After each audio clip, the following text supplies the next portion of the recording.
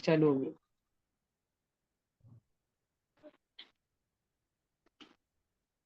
ठीक है, तो ये ब्रैकेट जो है ना बच्चों, ये रिप्रेजेंट करता है किसी भी डेसिमल नंबर का फ्रैक्शनल पार्ट।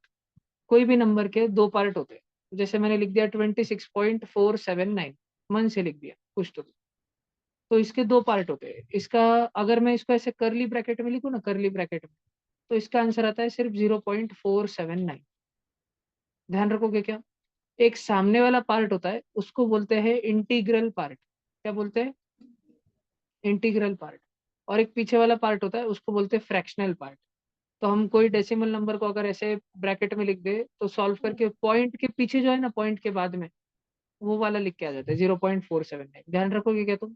और अपने को इसके बारे में थोड़ी बात करनी, क्योंकि जो आगे वाला पार्ट है, मान लो ये नंबर 326 होता है, 326, तो तुम बच्चों ने तो पक्का पढ़ा होगा कि ये वंस प्लेस होती है। कुछ कुछ बच्चे इसको यूनिट्स प्लेस बोलते हैं। ये टेंस प्लेस होती है, ये हंड्रेड्स प्लेस होती है। इतना तो तुमने पढ़ा है ना। अब हाँ हमको भैया। पढ़ना है कि पॉइंट के बाद जो होते हैं वो कौन सी प्लेस होती है। तो पॉइंट के बाद जो जगह होती है ना, ये टेंथ जगह होती है, टेंथ। पॉइंट के पीछे वन से शुरू नहीं होता। पॉइंट पॉइंट के सामने, पॉइंट के आगे जरूर वंस प्लेस से शुरू होता है, लेकिन पॉइंट की पीछे वाली दुनिया में वन से शुरू नहीं होता है कुछ भी में। सब कुछ टेंथ से चालू होता है। टेंथ के बाद होता है डायरेक्ट हंड्रेड थ, हंड्रेड थ, टी एच थ। फिर आता है थाउजेंड थ। ध्यान रखोगे क्या? टेन भैया। थाउजेंड थ, लाख थ, जो भी ऐसे अपन बोलेंगे, जो भी टर्मिनोलॉजी रहेगी। जनरली भैया। तो हमको स्कूल में 1 2 3 ही यूज होगा आराध्य। ठीक है, हमको शक्य तो ये तीन ही जन इस्तेमाल होंगे। ठीक है। तो हमको उसके पीछे का नहीं जानना है, लेकिन इतना जरूर जानना है। ये भैया टेंथ क्यों बोलते हैं टेंथ? टेंथ ये बताता है 1/10 को। टेंथ किसको बताता है? 1/10 को। हंड्रेड थ, हंड्रेड थ बताता है 1/100 को। और थाउजेंड थ बताता है 1/1000। ऐसे कैसे भैया? हमको नहीं समझ आ रहा, तो देखो मैं समझाता हूँ, एकदम ध्यान से सुनो। उससे पहले मैं अज्यूम कर लूँ कि तुम्हें थोड़ा सा डिवीजन आता है। क्या तुम बच्चों को समझता है 3/10 या 0.3 रहता है? खाली जीरो कितनी है? एक जीरो है, एक शून्य है खाली, नीचे एक ही जीरो है ना। तो ऊपर अपने को ऐसे जगह पे पॉइंट रखने का है, ऐसे जगह पे कि पॉइंट के पीछे एक जण आ जाए, पॉइंटच्या मागे एक जण आलं पाहिजे. सगळेजण बघा, मी काही काही सॉल्ट एग्जांपल्स घेईल, मगच आपण पुढे जाऊयात. सगळेजण बघा. ठीक है, सब जन एकदम ध्यान से सुनना, कुछ एग्जाम्पल लेता हूँ। मैंने लिखा 246/100। भले आंसर आता हो चुप बैठने का। कृष्णाली जी, नीचे कितने जीरो है? दो जीरो है। तो ऊपर ये जो नंबर है ना कृष्णाली जी, 246, हमको इधर किधर तो भी पॉइंट ठोकने का है, बीच में ऐसे जगह पे रखने का है कि नीचे दो जीरो थे ना, तो पॉइंट हमको ऐसे जगह पे रखने का है कि पॉइंट के बाद दो जण आने चाहिए, पॉइंटच्या नंतर दोन जण आले पाहिजे. तर मी सिक्सच्या मागे पॉईंट ठेवू, की फोर आणि सिक्सच्या मध्ये ठेवू, की टू आणि फोरच्या मध्ये ठेवू, टूच्या पण अगोदर ठेवू? कुठे पॉईंट ठेवू? पॉईंट अशा ठिकाणी ठेवायचे आहे की त्याच्या पाठीमागे दोन जण आले पाहिजे. कुठे ठेवू कृष्णालीजी? टूच्या अगोदर. समजा मी टूच्या अगोदर ठेवलं तर पॉईंटच्या नंतर किती जण येत आहेत? एक, दोन, तीन, तिन्ही पण पॉईंटच्या नंतर येत आहेत. पण खाली किती शून्य होते कृष्णाली जी? दोनच. तर पॉइंट अपने को ऐसे जगह पे रखना है कृष्णाली जी, कि पॉइंट के बाद में सिर्फ और सिर्फ दो ही जन है. किधर रखो पॉइंट? आप सोचो आराम से.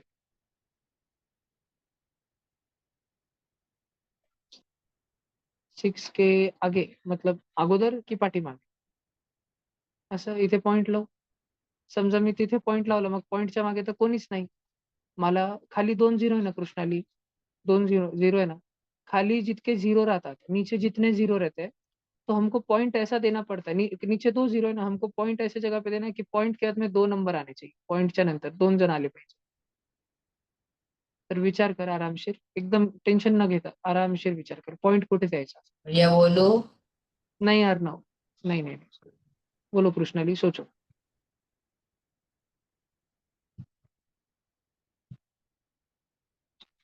त्रिशा, आप बता पाओगे? बताओ. बहुत बढ़िया, 2.46. कृष्णाली एकदम समजलं का बघ? टू आणि फोरच्या मध्ये दिला, पॉईंटच्या नंतर किती जण आले? दोन जण आले. एकदम क्लियर झालं का आता? पक्का. अभी देखो 3136 है कृष्णाली, और मेरे पास में है 1000. किसके बीच में दूं? आधी काय लिहू तू सांग मला. समजलं ना. आता थोडं कन्फ्यूज करतो कृष्णाली हटकून बरं का. 3136 अपॉन 12340 10,000 किती झिरो आहे खाली? 4 आहे. तर मग आपल्याला पॉइंट अशा ठिकाणी द्यायचा है, अपने को पॉइंट ऐसे जगह पे देना है कि पॉइंट के बाद में 4 जन आने चाहिए.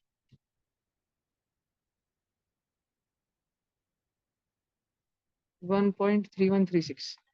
मग अच्छा, फक्त 0.3136. तो कृष्णाली ने आंसर एकदम सही बताया कि भैया नीचे 4 जीरो है ना, 1 2 3 4. एक मिनट. भैया 4 जीरो है ना नीचे, 1 2 3 4. तो अपन ना भैया पॉइंट ऐसे जगह पे देंगे कि पीछे 1 2 3 4 चारों जन पीछे है. कृष्णाली आपने एकदम सही आंसर बताया, 0.3136. कृष्णाली आपको पता है, जब सिर्फ ऐसा अपन लिखते हैं, पॉइंट लिख देते हैं और 3136 और आगे कुछ नहीं रहता, तो उधर क्या रहता है? जीरो. क्योंकि कृष्णाली आपको पता है क्या कि हम वन को ऐसे लिख सकते हैं, 0 1 लिख सकते हैं ना. 0 1 को ऐसे भी लिख सकते हैं, 0 0 1 ऐसे भी लिख सकते हैं, 0 0 0 1. आगे कितने भी मन चाहे जीरो दे सकते हैं हम. तो हमने क्या किया कृष्णाली, ये 3136 था ना बेटा, इसमें हमने पहले ही आगे जीरो लगा दिए थे बहुत सारे. नीचे 4 जीरो थे तो हमने आगे और बहुत सारे जीरो पहले से लगा डाले. अब हमने सोचा कि हमको पीछे 4 जन छोड़ने के, 4 जन. ठीक आहे कृष्णाली. तुला शाळेत एक प्रोजेक्टसाठी 10 रुपये लागत होते. तू घरी सांगितले की मम्मी आम्ही सगळं फ्रेंड्स मिळून एक प्रोजेक्ट बनवतोय, 10 10 रुपये सगळ्यांनी कॉन्ट्री करायची. तर मम्मी तुला 10 देईल की मम्मी सहज मागे अजून एक शून्य लावून 100 देऊन टाकेल. 10 मध्ये आणि 100 मध्ये फरक असतो का? असतो ना. अच्छा, 10 मध्ये आणि ह्याच्यामध्ये फरक असतो का? नाही, हे सारखं सारखं आहे. पण 10 मध्ये 10च्या पुढे झिरो जर लावला, 10च्या जर पुढे झिरो लावला तर फरक नसतो. पण 10च्या पाठीमागे जर झिरो लावला तर खूपच फरक होऊन जातो. समजताय ना. तर अगोदर किती पण लावू शकतो. 10 के शुरू में या कोई भी नंबर के अगोदर, कोई भी नंबर के पहले, शुरू में ही हम चाहे जितने जीरो लगा सकते हैं, चाहे जितने. तो कृष्णाली जी, हम इसका आंसर है ना 0.3136 देने के बजाय ऐसा देंगे, 0.3136. आपको समझ आया पक्का? ओके. और ज्यादा कंफ्यूज करता हूँ. 3136 अपॉन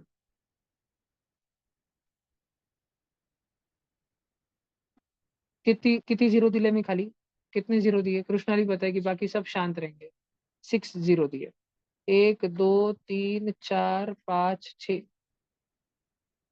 कृष्णाली, ये वाली कृष्णाली बोले. ठीक है. हाँ, नीचे 6 जीरो है और ऊपर तो 4 ही जन है. तो अगर हमने ऐसे पॉइंट भी दे दिया कृष्णाली 3136, तो भी पॉइंट के पीछे तो 4 ही जन रह रहे, लेकिन पीछे कितने जन रहने चाहिए थे? 6 जन रहने चाहिए थे, लेकिन ऐसे तो 4 ही जन रह रहे. तो आप थोड़ा सोच पाओगे. मैंने देखो शुरू में हिंट दी थी ऊपर, स्टार. उस हिंट से सोचो. सिर्फ कृष्णाली सोचेगी. सोचेगी सब जन, कृष्णाली बोलेगी सिर्फ. आना है व्यायाम करने का एक थोड़ा. चल 200 उठ बशाला. कैसे करे? तू मराठीत पण बोलू शकते, हिंदीमध्ये पण बोलू शकते, एकदम समजून सांग. आन्सर वर नको जाऊ. तुझ्या मनात काय येतंय की काय विचार चालू आहे ते सांग. हो जी. असं का बरं विचार केला? काय सुचलं डोक्यामध्ये, काय केलं पाहिजे? जब नीचे के जीरो ज्यादा हो जाए, नीचे 6 6 जीरो बन जाए, ऊपर 4 ही जन रहे, तो फिर हमको ऊपर वाले नंबर को कैसे लिखना चाहिए?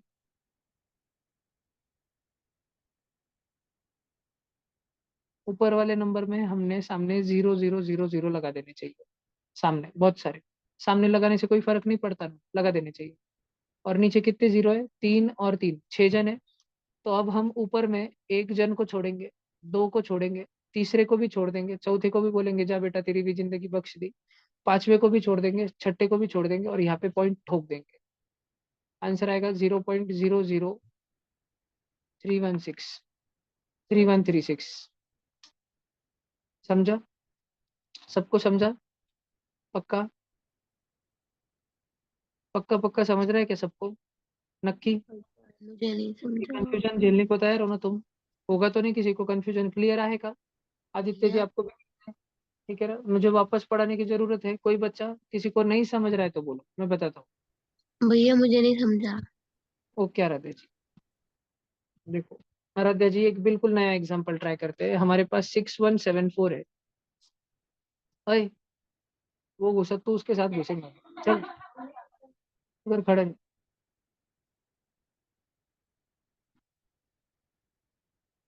इधर देखो सब, इधर देखो सब। आराध्या जी नीचे कितने जीरो है? 3। 30 है। तो आराध्या जी हमको पॉइंट किधर ऐसे जगह पे देना है कि पॉइंट के बाद में 3 जने रहे। तो पॉइंट मैं कहाँ पे दूं आराध्या जी? कौन से दो जनों के बीच में मैं पॉइंट दूं? कौन से दो जन के बीच में? 6 के पीछे। 6 के पीछे दूं, तो 6.174। ये सारे बच्चों को समझ आया? 8th के भी ऑनलाइन बच्चों को, 7th के बच्चों को, सबको समझ आ गया नहीं? भले।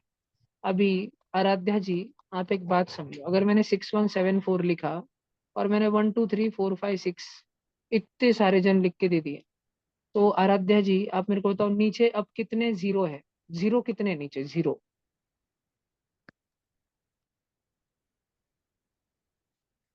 6। 6 जीरो है। और ऊपर हाँ। कितने जने हैं? ऊपर कितने जने हैं? 4। 4। 4 ही है। तो अगर हम आराध्या जी हमको पुलिस वाले ने समझो, नहीं हमको टीचर, हाँ अच्छा समझो, संकल्प भाई ने तुमको आज एक दिन में 6 6 होमवर्क दिए थे, 6 6 होमवर्क, है ना? 6 6 होमवर्क, और भैया चेक करने रहे थे कि क्या पॉइंट के पीछे तुम 6 के 6 होमवर्क करके लाए हो क्या? भैया हम्म। ने तो नीचे मस्त 6 होमवर्क दिए थे, लेकिन हम्म। तुम्हारे 4 ही हुए, 6174। तो टोले पड़ेंगे कि नहीं पड़ेंगे भैया के? पड़ेंगे ना, है ना? तो टोले पड़ने से अगर बचना है तो क्या करना पड़ेगा हमको? कुछ तो करना और पड़ेगा, होमवर्क करना पड़ेगा। अब जब हमसे हो नहीं रहा है, पर करना तो है ही, तो कुछ तो हम जुगाड़ करेंगे। तो आराध्या जी इसमें हम ऐसा जुगाड़ करते हैं कि हम सामने ना बहुत सारे जीरो लगा देते हैं। जब नीचे वाले जीरो आउट ऑफ कंट्रोल हो जाए ना आराध्या जी, नीचे वाले जीरो सारे आउट ऑफ कंट्रोल हो जाए, इतने सारे जीरो आ जाए, पर ऊपर थोड़े से नंबर रहे, तो हम ऊपर भी जीरो लगा डालते हैं। लेकिन पीछे लगाते हैं क्या? नहीं, नहीं। उससे तो क्वेश्चन का मतलब बदल जाएगा। 5 रुपए हाँ। के पीछे अगर मैंने 4 जीरो लगा दिए तो 5 किधर और 50,000 किधर, बदल जाएगा। हाँ। लेकिन 5 के आगे मैं सामने इतने सारे जीरो भी लगा दूं तो कुछ बदलेगा क्या? नहीं नहीं। बदलेगा। पक्का ना? लेकिन सामने एक 5 लगा दूं, नहीं। खतरनाक हो जाएगा फिर। इतना सारा होमवर्क दे दूं तुमको दिन में, हम्म। ठीक है? तो आराध्या जी जब नीचे की जीरो की संख्या आउट ऑफ कंट्रोल हो जाती है, तब तब हम आगे बहुत सारे जीरो लगा देते हैं। अब आराध्या जी जल्दी बताओ कि नीचे कितने जीरो है? नीचे 6। 6। 6 जीरो है। तो हम हाँ। ऊपर है ना, हमारे पास में ऊपर जो लिखा है ना, 4 7 1 6 और समझो 4 जीरो, हम आराध्या हाँ। जी इनमें पीछे से 6 जन छोड़ देंगे। फोर को बोलेंगे जा चिंटू तेरी जान छोड़ दी हमने, बख्श दी। 7 को बोलेंगे जा बेटा तू भी भाग जा, आज तुझे भी किडनैप नहीं करेंगे। 1 को बोलेंगे तू भी चले जा, 6 को बोलेंगे तू भी चले जा, 0 को बोलेंगे तू भी चले जा, 0 को बोलेंगे तू भी चले जा। आराध्या कितने जन छोड़े हमने? दो, दो, दो, 6 जन छोड़ दिए हमने। हाँ। अब ये दोनों भी भागना चाहते थे, ये बोल रहे थे भैया प्लीज जाने दो, भैया प्लीज ना, भैया कल करके लाता भैया होमवर्क। टोले, समझा क्या? हाँ जाके भैया पॉइंट सब। छोड़ दिए। अच्छे से समझ गया ना अभी? हाँ। हाँ तो भैया। नीचे जब जीरो बहुत ज्यादा बढ़ जाए तो ऊपर भी जीरो लगा देना चाहिए। ठीक है। जब संकल्प भैया बहुत ज्यादा होमवर्क दे दे तो ट्यूशन को आने से पहले मम्मी पापा को फोन करने लगाना चाहिए, भैया त्याचं ना काल खूपच दुखत होतो, ठीक है प्लीज त्याला मारू नका। इसका, है ना? ऐसे रोने की बहुत एक्टिंग करते हो तुम घर पे, तू बोल मम्मी फिर जाऊंगा, तू बोल फिर जाऊंगा। आते हैं मेरे को रोज के 5 फोन इसलिए जाते हैं मेरे को, भैया फटके मत दिया, कल उसका बहुत दुख रहा था। मैं बोलता फिर दुख रहा था तो उसको आज घर पे रहने दो। बोलते नहीं अभी उसको ठीक लग रहा है। तो फिर मैं बोल देता मैं अभी मार सकता ना फिर, बोला नहीं पर कल दुख रहा था ना भैया उसको। ऐसे बच जाते हैं बच्चे। पर कुछ कुछ पेरेंट्स ही बहुत दुष्ट रहते, बोलते हैं मारो और मारो, हमारे तरफ से भी 4 5 मार दो, उठा के पटक दो डायरेक्ट, उल्टा पंखे को लटका के 5 के स्पीड पे घुमा दो, गेलास पाहिजे। क्या सब बच्चों को अभी मैं वापस लेके आया हूँ ये सब कुछ समझाने के बाद, इतना सब कुछ समझाने के बाद, तो अब मैं तुमको समझाने जा रहा हूँ 1/10, 100th और 1000th के बारे में। 1/10, 100th और 1000th के बारे में। धन्यवाद। नहीं, हाँ लिखने दूंगा, लिखने दूंगा, पर 1 मिनट अभी ध्यान से सुनो बच्चों, ध्यान से सुनो। यही तो तुमको सीखना है, अत्यंत अत्यंत अत्यंत जास्त जरूरी है तुम्हारे लिए। अगर तुम कभी 1/10 लिखा हुआ देखो ना, 1/10, तो उसका मतलब रहता है 1/10। तुम अगर कभी 4/5 लिखा हुआ देखो ना, तो 4 को 4 लिखना, फिफ्थ दिख गया ना अपॉन 5, 4/5। तुमको अगर 3/4 दिख गया, फोर्थ टीएच दिखना चालू हुआ ना, तो समझना कि डिवीजन है 3/4 के। बात समझ आ रही खुशबू? पक्का? तो अगर मैं अगली बार ऐसे कुछ लिख के दूं वर्ड प्रॉब्लम में, he sells 3/4 of his 100 fruits, how many, इधर देखो, how many fruits are remaining. कोई चिल्लाना मत, चिल्लाना मत, जिनको आता है चुपचाप बैठे रहे। He- है ना, he sells 3/4 of his 100 fruits, how many fruits are remaining. उसके पास में कितने फल थे बेचने के लिए? 100 फल थे। उसने कितने बेच दिए? 3/4। 3/4 म्हणजे 34 नहीं, 3/4 34 नहीं, उधर टीएच है, टीएच 3/4। 3/4 मतलब 3/4। समझ आ रहा है ना?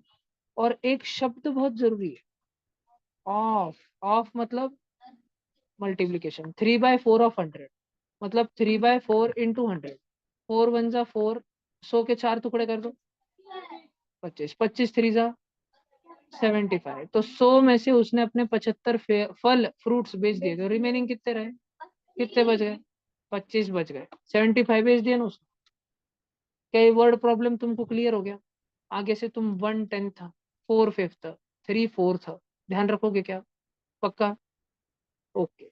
अब अगर मैं तुमको बताऊं इससे थोड़ा सा और एडवांस जाके, खुशबू, 200th म्हणजे 2/100, समझ रहे क्या? 17, नहीं खुशबू, 17,000। मैंने टीएच नहीं लगाया ना, तो ध्यान रखने का। पक्का ध्यान रखेगी ना? नक्की ना? ठीक है, इधर देख खुशबू, 34/100th, तो 34/100 मतलब 0.34। भाषण समझ आ रहा है क्या? पक्का? क्या सारे बच्चों को समझ आ रहा है क्या? पक्का? तुम ऐसी भाषा एडेप्ट कर पाओगे, मैं तुमको वर्ड प्रॉब्लम के लिए तैयार कर दूँ। पक्का? सब बच्चे कर पाओगे ना खुद को तैयार ऐसा? ठीक है, पहले अपन क्या करते हैं, अब अपन ने आज जितना सीखा वो लिख लेते थोड़ा, फिर आगे जाएंगे। तो सब जन ये वाला लिख लो, फ्रैक्शनल पार्ट ऑफ डेसिमल। ओम मिश्रा को छोड़ के बाकी सब बैठ जाओ। मुंडी हिली कि वापस खड़ा कर दूंगा, हाथ खड़ा करके 1 2 घंटा खड़ा रख दूंगा। पीछे देखा अगर गलती से भी, मयंक जी जाओ, जाओ थोड़ी देर खड़े रहो। पैर मोकड़े करो अपने, थोड़े आगम थोड़े जाओ, जाओ थोड़े अपने पैर मोकड़े करो। पीछे किसी ने देखा वो तो लगेज गया भाई, बोर्ड पे नहीं देखा, इधर उधर देखता बैठा वो तो डायरेक्ट खिंचवाया। बोर्ड पे ध्यान देना सब। सब बच्चे लिखना शुरू करो जल्दी से। हाँ जी, फ्रैक्शनल पार्ट।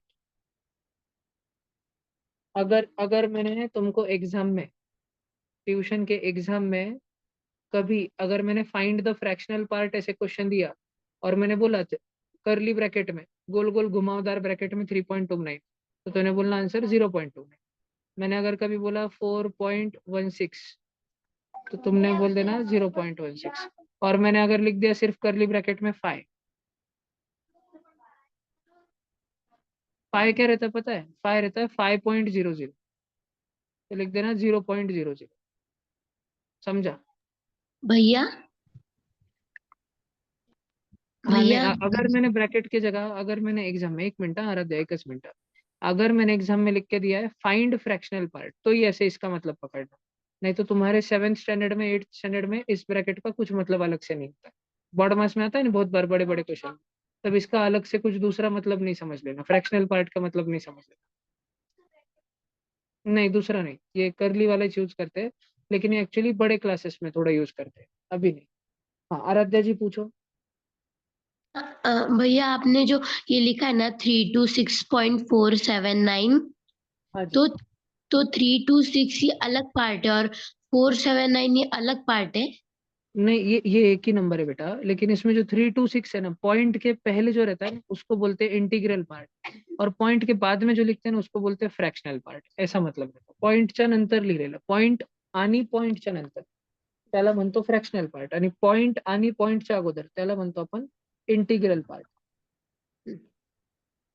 जो इंटीग्रल पार्ट होता है ना बच्चों, उसको ऐसे डिनोट करते हैं स्क्वायर ब्रैकेट से, और फ्रैक्शनल पार्ट को कर्ली ब्रैकेट से, ऐसे। सबने ये भी ध्यान रखना। आप बच्चे जितना लिख कर लेना चाहते हो लिख लो।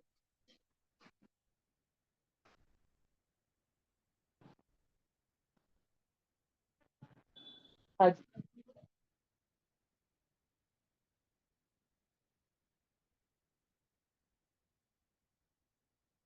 ओम माळोदे, तिथून उठा, ओमकार बिरुटेच्या बाजूला बसा।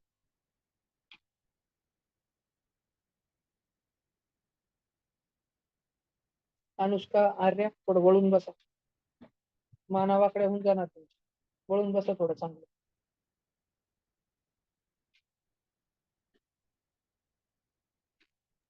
भैया नीचे चलो ना। हाँ जी, 1 मिनट रुको, थोड़ा सबको लिखने दो। नितांशु आज किती वाजता आला स्कूल मधून? भैया 6:50. बापरे, उद्या स्कूल मध्ये काही फंक्शन आहे की काही इम्पॉर्टंट आहे की सुट्टी मारू शकशील? सुट्टी मारू शकतो भैया उद्या. उद्या दिवसभर लासूर यायला जमेल का? भैया सकाळी घरी विचारून बघ एकदा, सकाळी 7 हो पासून संध्याकाळी 6-7 पर्यंत ठीक विचारून सांग मला, अर्ध्या तासात सांग। हो.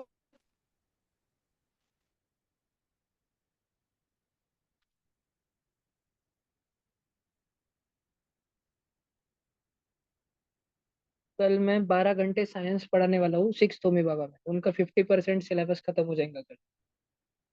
तो तुम में से किसी को अगर 6th का सायन्स का रिव्हिजन करना है पूरा, ओमकार बिरुटे उद्या शाळेला सुट्टी मारून येशील। अजून कोणाला मी 6th मध्ये बसायला सांगितलंय तुमच्यापैकी सायन्स साठी?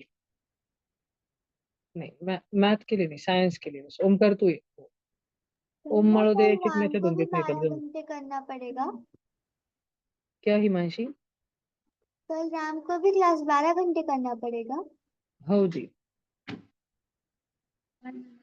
भैया कल 7th का वो क्लास साइंस भी के लिए। 12 घंटे मतलब ज्यादा. नहीं नहीं, 7th का नहीं, 7th का नहीं, 4th 5th 6th का है। और 7th के कुछ ऐसे बच्चे जिनकी इंग्लिश बहुत वीक है या साइंस बहुत वीक है, उन्होंने 6th होमी बाबा अगर अटेंड किया तो बहुत फायदा होगा उनको, अत्यंत जास्त फायदा। आधा सिलेबस ही खत्म हो जाएगा, 7 चैप्टर 8 चैप्टर खत्म हो जाएंगे कल। भैया कल आप पेपर देने वाले हो ना. कल रिटेस्ट नहीं बेटा, हमारे एसआरजी के लिस्ट हो गए हैं फाइनल, हम मंडे को अनाउंस करेंगे पेरेंट्स मीटिंग में। मंडे को सब बच्चे बोल देना, लासुर के सब बच्चे, ऑफलाइन मीटिंग रहेगी लासुर वालों की, और उस टाइम पे ही लाइव ऑनलाइन की चलेगी।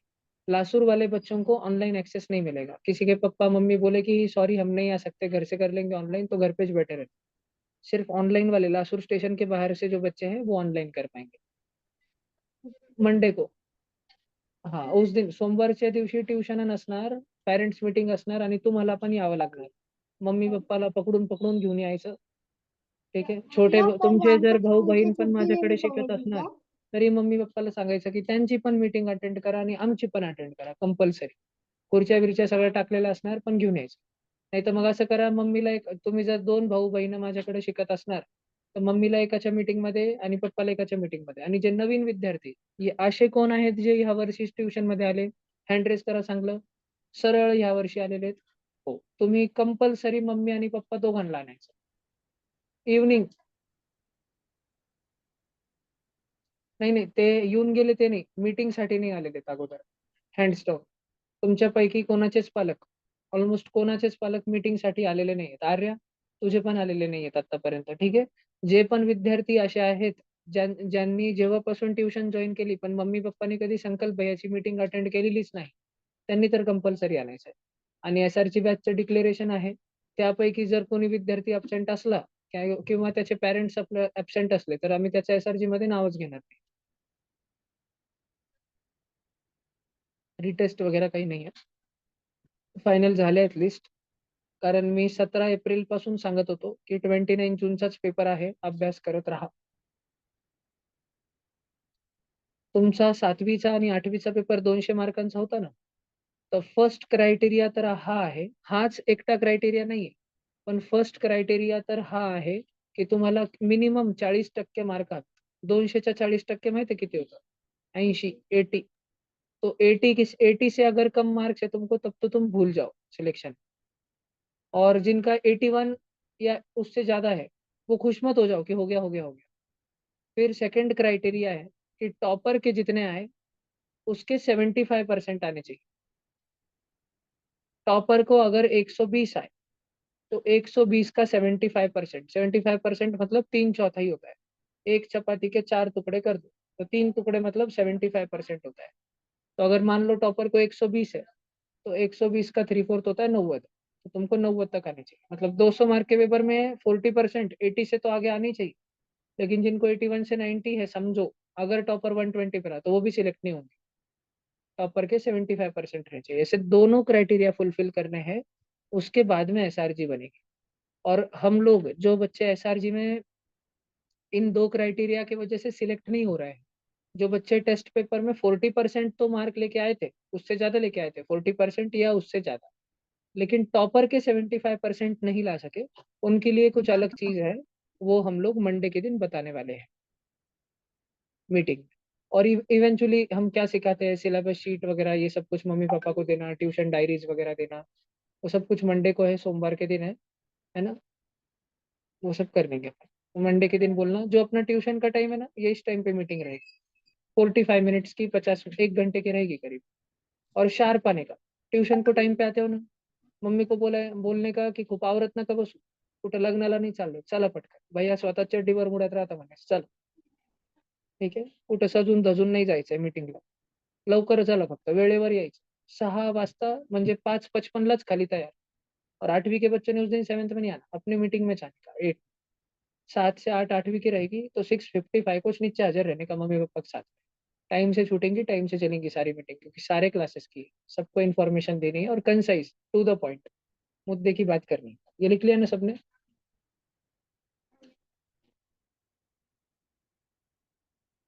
किधर? पापा, दादी, घर पे कोई तो होगा. चाचू, चाचू चाची थोड़ा देखते हैं ना पढ़ाई दे रहा. चाचू देखते थे ना पहले. तो चाचा को बोलना आपको बुलाया है, शाम में बुलाया है, 7 से 8. जमेंगे ना 7 से 8 तो हो जाता है ना, सब दुकान बिकान बंद हो जाती है तब तक. तो कोई बैठ जाएगा ना दूसरा. चाचू को बोलना एक दिन चलो, इम्पोर्टेंट है. मैं से रविवार रविवार को इसलिए नहीं रखा क्योंकि बाजार का दिन रहता. और सोमवार वैसे भी पूरा मार्केट ऑलमोस्ट डाउन ही रहता, क्योंकि रविवार के दिन ही सब लेके चले जाते. सोमवार के दिन मार्केट शांत रहता पूरा. भैया बोलो आराध्या. पूरा लिखना है क्या ये? वो बाजू का मत लिखो, ये एग्जाम्पल कराए थे ना, ये वाले हाँ लिखना चालू करो. हाँ जी, हाँ जी, ये लिख लो. हाँ लिख लो वो.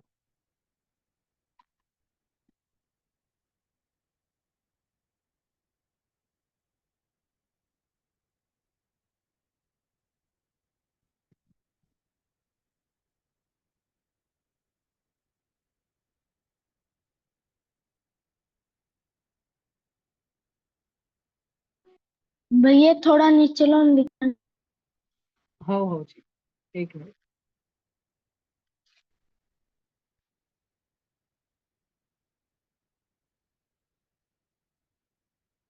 और एसआरजी में हुआ चाहे नहीं हुआ, तुमने टेंशन लेना नहीं। मम्मी पापा अगर डांटे तो जायज है उनका डांटना, तुम्हें पढ़ाई करनी चाहिए थी, चुपचाप सुन के लेना। और जो स्कूल बैच के भी अभी स्कूल बैच के जो टेस्ट चलेंगे, हर 21 डेज में, हर 15 डेज में पेपर होते रहेंगे, हर Sunday to Sunday, Saturday to Saturday से 2 हफ्ते में, 3 हफ्ते में पेपर चालू ही रहेंगे। उसमें तुमने अगर 2 3 4 पेपर में लगातार बहुत अच्छा करके बताया, क्योंकि एसआरजी के बच्चे भी वो पेपर देंगे, तुम भी वो पेपर दोगे, तो अगर तुमने उसमें बहुत अच्छा करके बताया तो फिर हम बीच में भी सोचेंगे लेने का। लेकिन मोस्टली एसआरजी का सिलेबस बहुत फास्ट में चालू होगा, मंडे को अनाउंस होगा सब क्या क्या है, और ट्यूसडे से चालू हो जाएगा।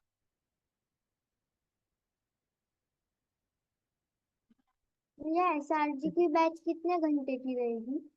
बहुत घंटे की रहेगी। भैया बहुत मतलब कितने? 500, एक दिन में 30 घंटे।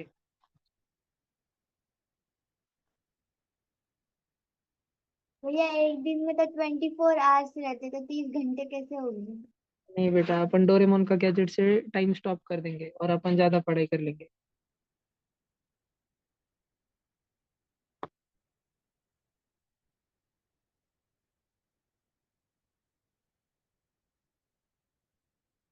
हिमांशी, भगवान करे कि आपका चश्मे का नंबर ना बढ़े। लैपटॉप पे करते हो ना आप क्लास अभी? हाँ मैंने जालना में आई चेकअप किया था परसों ही, हम्म। तो उन्होंने बोला हाँ। कि जितना नंबर है उससे थोड़ा सा कम हुआ है। अच्छा है। वाटरी फ्रूट्स, काकड़ी वगैरह बहुत खाया करो, ककड़ी। मेरा तो ऐसे ही चश्मा छूट गया, मुझे रीडिंग बहुत थी इसलिए चश्मा लग गया था, बहुत किताबें पढ़ता था मैं बीच में, इसलिए अभी निकल गया, अब नहीं पढ़ता। जिनको चश्मा छोड़ना हो पढ़ाई छोड़ दो। ये हो गया सबका लिख के 6 तक, पूरे एग्जाम्पल लिख लिए क्या? और नहीं कृष्णाली जी, आपको ये समझा ना पक्का? इसकी रिकॉर्डिंग भी यूट्यूब पे, कभी अगर ऐसा लगा कि ये तो पढ़ते पढ़ते भूल ही गए, तो हमेशा सब बच्चों ने क्या करना, ट्यूशन के नोटबुक में तारीख लिख के रखना। आज 4 जुलाई है ना, तो ऊपर 4 जुलाई रखना। मान लो सितंबर महीने में तुमको लगा कि डेसिमल चैप्टर की रिवीजन करते हैं स्कूल के फर्स्ट टर्म एग्जाम से पहले, और तुमने देखा नोटबुक ट्यूशन की खोल के कि 4 जुलाई को भैया डेसिमल पढ़ा रहे थे, तो यूट्यूब पे जाके 4 जुलाई प्ले लिस्ट में जाना, 4 जुलाई क्लिक करना, ये मिल जाए।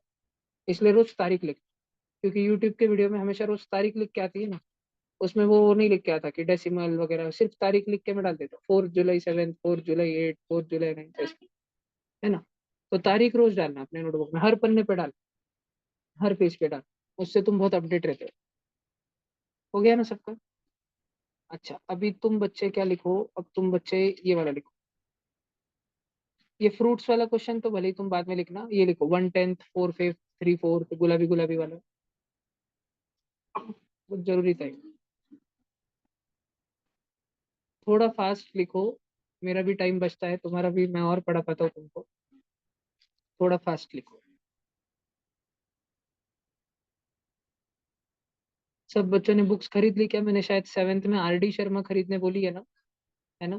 प्लीज एक दिन संभाजी हाँ नगर भैया। चक्कर मारो और आरडी शर्मा पार्ट 1 पार्ट 2 खरीद लो, या 7th की स्टेट बोर्ड मैथ्स की, साइंस की खरीद लो। जल्दी उसका भी होमवर्क आना चालू होगा, पेरेंट्स मीटिंग में सब बताया जाएगा, उसके बाद आना चालू होगा सब कुछ। और प्लीज पेरेंट्स मीटिंग, मतलब parents and students meeting miss मत करना। मम्मी पापा जो न्यू बच्चे हैं वो अपने मम्मी और पापा दोनों को बोलना, आज से ही बोलना चालू करना की सोमवारी आपल्याला जायचंच आहे नक्की। क्लासरूम वालों को ऑफलाइन ही करना है।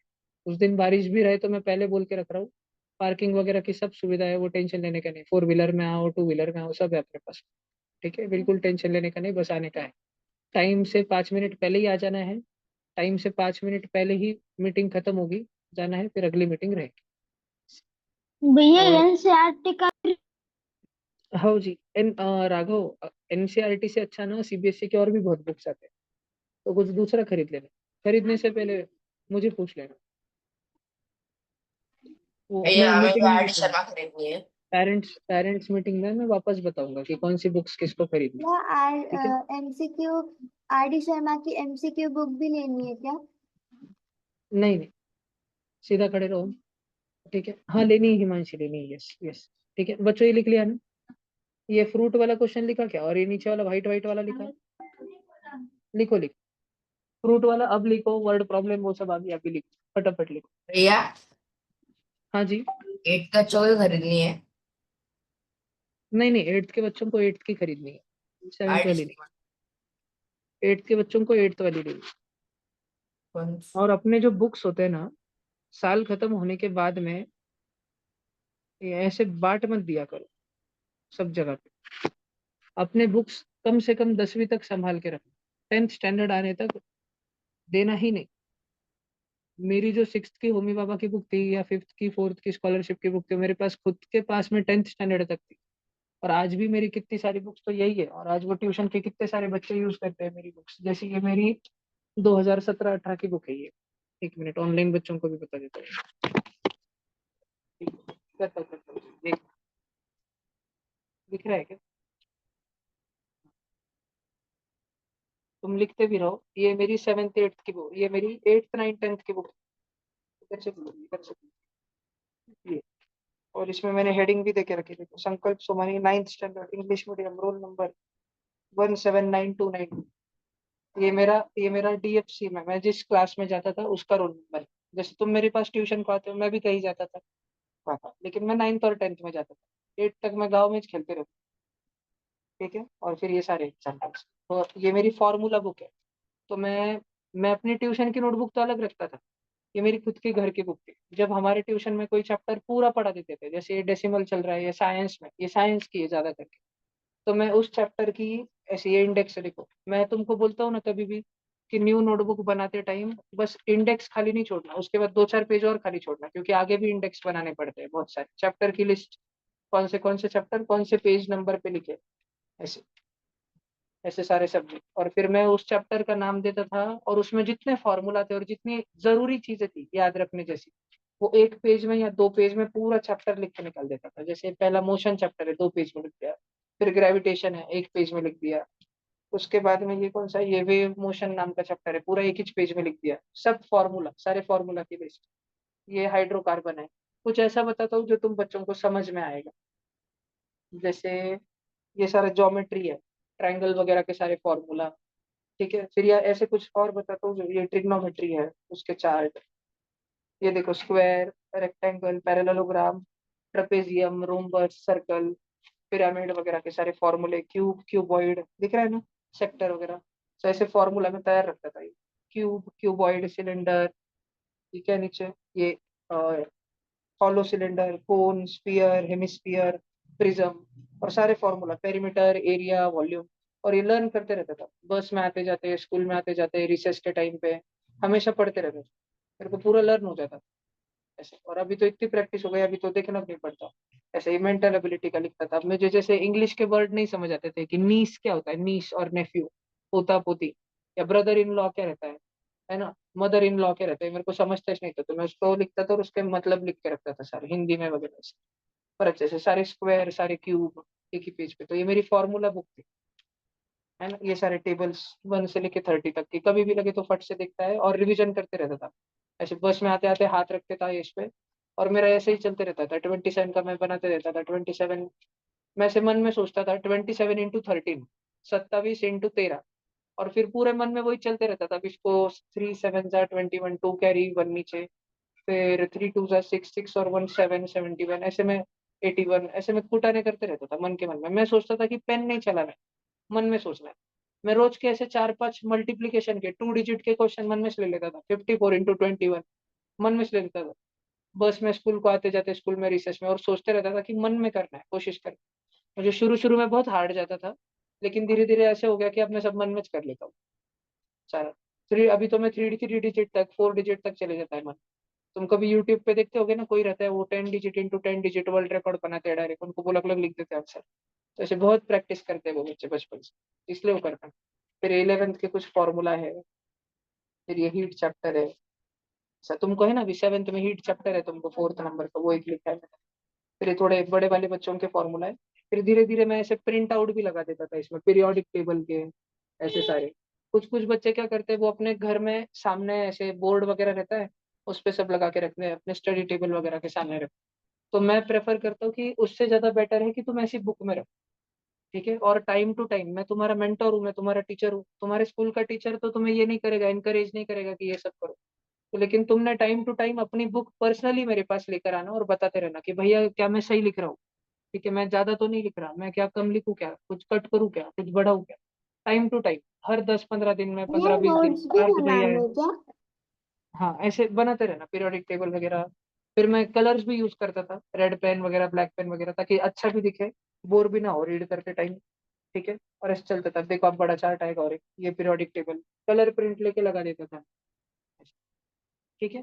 तो तुमने थोड़ा करते रहना है घर पे। और ये बुक जो है ना, ऐसे नहीं कि एक दिन में बैठा या एक हफ्ता बैठा पूरा 9th 10th होने के बाद। मेरा 9th में जैसे ही एक चैप्टर हो जाता था, वैसे ही मैं वो चैप्टर यहाँ पे बना डालता था।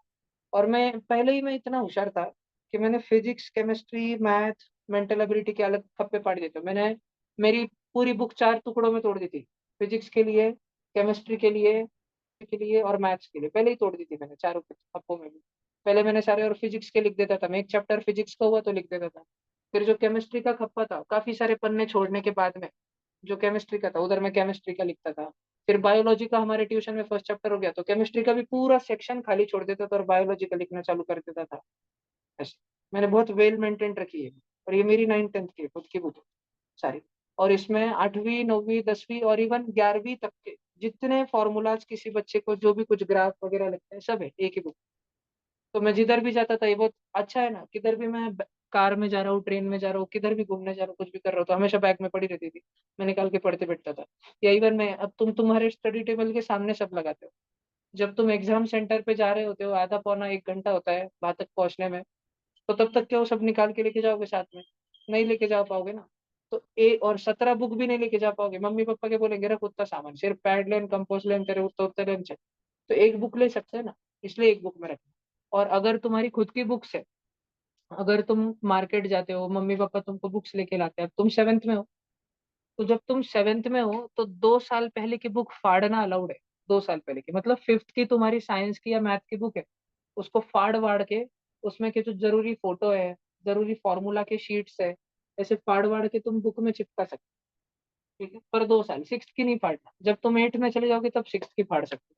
पर संभाल के रखना। ये मेरे सबसे होशियार जो दोस्त है उनके नंबर है ये। अभी संभाजी नगर के सबसे होशियार बच्चे हैं ये, मेरे टाइप, मेरे बैच, ये मेरे फ्रेंड्स है सारे सारे, उनके नंबर है सारे। ठीक है।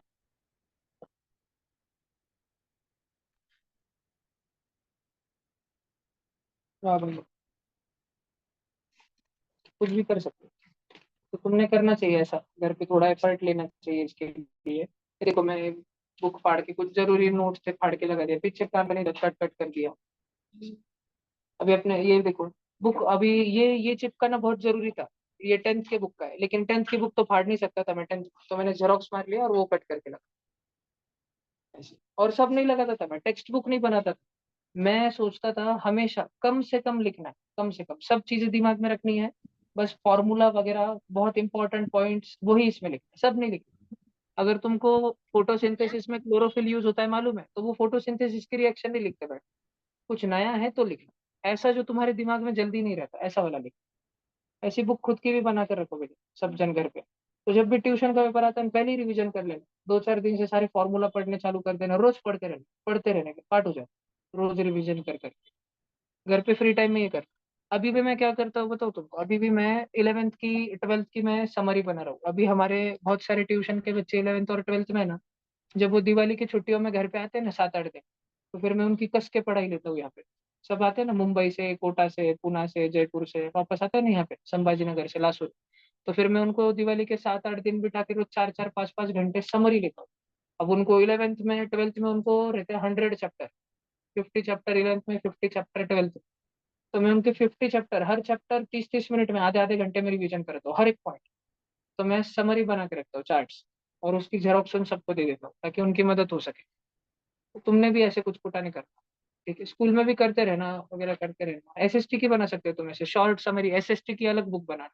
अपनी स्कूल की टेक्स्ट बुक पढ़ के जितने भी डेट्स एंड इवेंट्स है ना, कौन सा राजा कब आया कब आया कब आया, ऑर्डर में लगाना पूरा। ऐसे तारीख लिखना, उसमें क्या होता है, वो साल में क्या हुआ था, 2016 क्या होता है, 1893 क्या हुआ था, 2025 क्या हुआ। ऑर्डर में लगाते रहने का सारा का सारा, कंटिन्यूअसली। फोन पे नहीं करना, बुक में कर। तुम्हारे मन में कभी आता भी होगा, भैया हमने बहुत सारी तारीख अगर लगा दी तो कुछ समय बाद हमको ऐसी तारीख मिलती जो बीच में की थी, लेकिन अब जगह नहीं लिखनी, तो कोई बात नहीं, आगे लिख सकते हैं, कोई बात नहीं। या पहले ही इतना प्लानिंग रखना कि 000 वाले जीसस क्राइस्ट के बर्थ वाले ईयर से पहले के 3-4 पेज खाली छोड़ ही देंगे पहले ही। फिर 000 से 500 ईयर्स तक कुछ देंगे, 500 से 1000 ईयर्स को 4 पेज देंगे। और फिर जो अभी 21st सेंचुरी चल रही है 2001 से लेके 2100 तक, तो ऐसे 19th सेंचुरी को 2-4 पेज छोड़ देंगे, 18th सेंचुरी को 2-4 पेज, 17th सेंचुरी को 2-4 पेज, ऐसे सेंचुरी वाइज 2-4 छोड़ के रख देंगे। बाकी के हिस्ट्री के पॉइंट चैप्टर वाइज एक चैप्टर की हेडिंग लगानी, एक ही पान में पूरा शॉर्ट में लिख देने का, बारीक अक्षरों में, छोटा छोटा छोटा। जब स्कूल की एग्जाम आती है उसको रिवाइज करना बार बार बार बार बार, सारा लर्न हो जाए। हिंदी व्याकरण, इंग्लिश ग्रामर के रूल्स ऐसे बनाते रहना घर पे। शॉर्ट नोट्स बहुत जरूरी है, short notes, long notes do not help always, short notes बनाना बहुत जरूरी है। फिलहाल के लिए सबने इतना लिखा क्या? पक्का?